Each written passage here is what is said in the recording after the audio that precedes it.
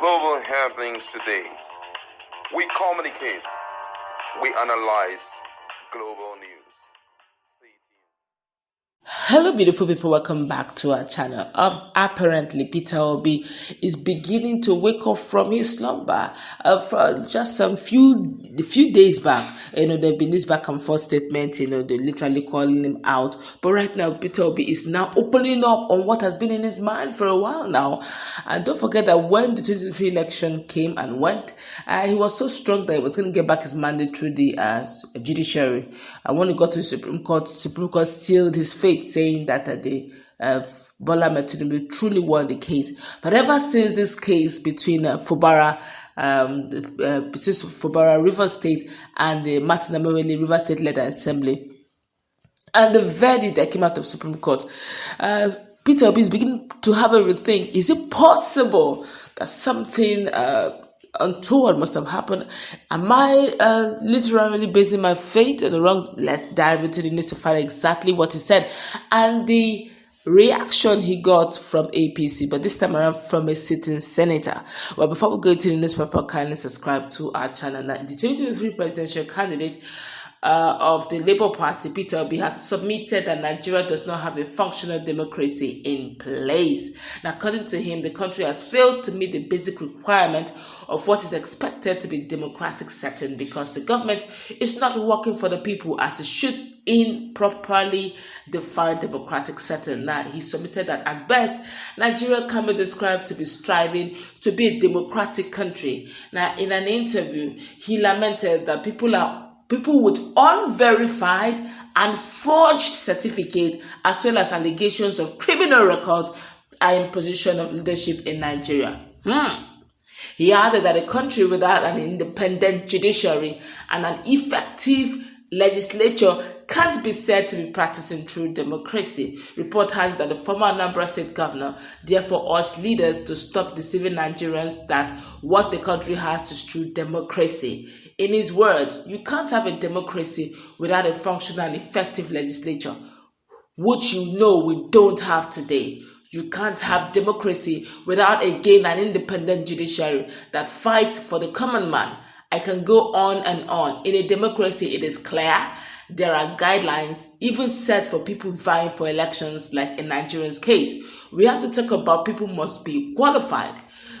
They must have primary school, secondary school, university, and must attain certain age. That is not happening today. People with unverified, forged certificates all over the place, criminal records and everything, and they are in charge. Yes, maybe we are striving to be a democratic country, but the way we are today is not. Look at what happened in Rivers. Can you call that democracy? Than the demo decrease. Okay, but let's find out the reply that an APC senator quickly gave to Peter Obi without allowing the matter to rest. Senator Oshiomole of Edo North has directly confronted former presidential candidate Peter Obi. Peter Obi's assertion that President Bola Ahmed Tinubu received votes from less than 10% of Nigeria's population. Now, in an interview, Oshiomole prefaced his critique with personal acknowledgement. He said, and I quote him word for word, "Now my dear friend Peter Obi knows that I have personal respect for him. When I was governor, I invited him and he honored me by coming to Edo to commission some of the red roof schools we were building to restore some integrity to basic education." And the senator then shifted to challenge Obi's electoral mathematics. However, I heard him now talking about the number of people who vote in an election in Nigeria.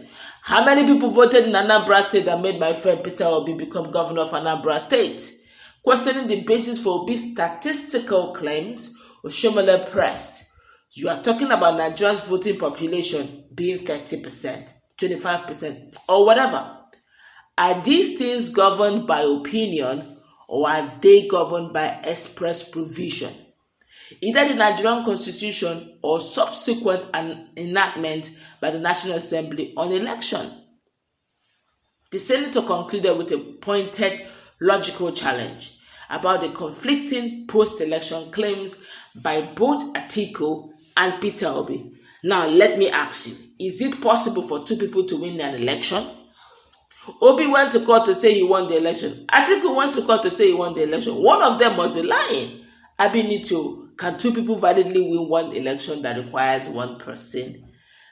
This is Nigeria. Everything and anything is possible. All of a sudden, Peter Obi now understands why the likes of Yusuf Baba Ahmed was screaming and shouting then that he must, in all honesty, get back his mandate then. But he was like, no way. I know the country I'm in and I trust the judicial system. I will get my mandate via the judiciary, and I got proofs and I'll prove it. When the whole matter got to Supreme Court, we all know this story, also know how it ended. Supreme Court gave their verdict. On the day of the Supreme Court verdict, of course, all APC stalwarts, the likes of Shetima, the Vice President of Nigeria, the President Vice President of Nigeria, and top politicians of APC extraction stormed the courtroom all smiles even before the verdict was passed. Few minutes after the verdict was passed that Bola Tinubu won the election, Wike just stood up and went out.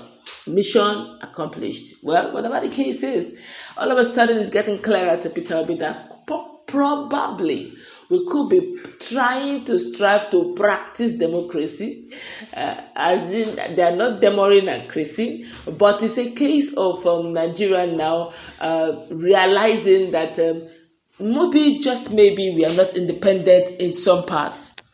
But right now, if you ask me, the deed has been done. Many waters have gone under the bridge. If there was any time to get the mandate of any kind, it would have been then. We are looking at 2027.